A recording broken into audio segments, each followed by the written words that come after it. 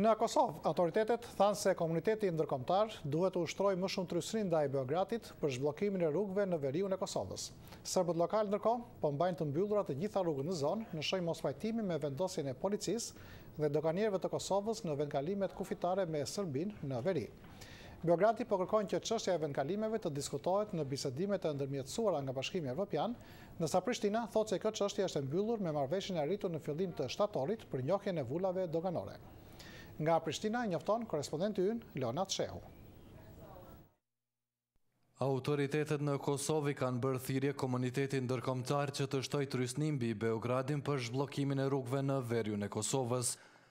Ministri i Punëve të Brendshme Bajram Rexhepi në një paraqitje para deputetëve të Parlamentit të Kosovës tha se strukturat e sigurisë do t'i largojnë barikadat në veri nëse një gjë e tillë nuk e bëjnë vetë serbët lokal. Por këta të fundit kanë vazhduar të mbajnë të mbyllura të gjitha rrugët në veri në shenjë pakënaqësie me vendosjen e policisë kufitare dhe doganierëve të EULEX-it dhe të Kosovës në vendkalimet kufitare me Serbinë.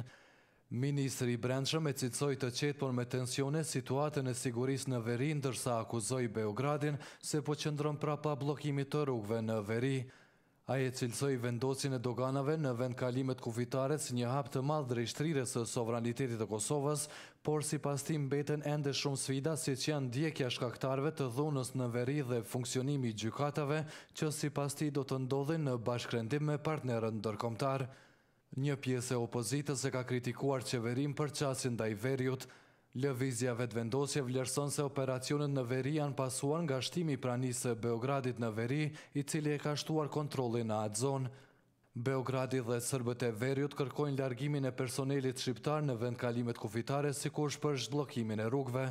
Ndonse forcat paqëruese të NATO-s kanë rihapur pjesërisht vendkalimet në veri, ato nuk po përdoren për lëvizjen e njerëzve dhe madhrave për shkak të barikadave në rrugë. Në vend të kësaj po shfrytëzohen rrugët dytësore. Policia e Kosovës ka arrestuar 13 persona me përkatësi etnike serbe për shkak të hyrjes së paligjshme me kamion nga Serbia në Kosovë. Arrestimi i tyre ka nxitur reagime të përfaqësuesve serb në veri, të cilët kanë kërkuar nga autoritetet ndërkombëtare në Kosovë që të marrin përsipër trajtimin e këtij rasti. Më 16 shtator, EULEX-i dhe qeveria e Kosovës, të mbështetur nga forcat paqëruese të NATO-s, dërguan në veri policë kufitar dhe doganier në funksion të zbatimit të një marrëveshjeje të arritur ndërmjet Kosovës dhe Serbisë për njojën e vulave doganore. Por Beogradi ngulkëm se njoja vulave nuk nënkupton edhe rregullimin e statusit të vendkalimeve kufitare, duke kërkuar që kjo çështje të rihapet në raundin e ri të bisedimeve të ndërmjetësuara nga Bashkimi Evropian. Kjo kërkesë është hedhur poshtë nga Prishtina. Për Zërin e Amerikës, Leonat Shehu, Prishtinë.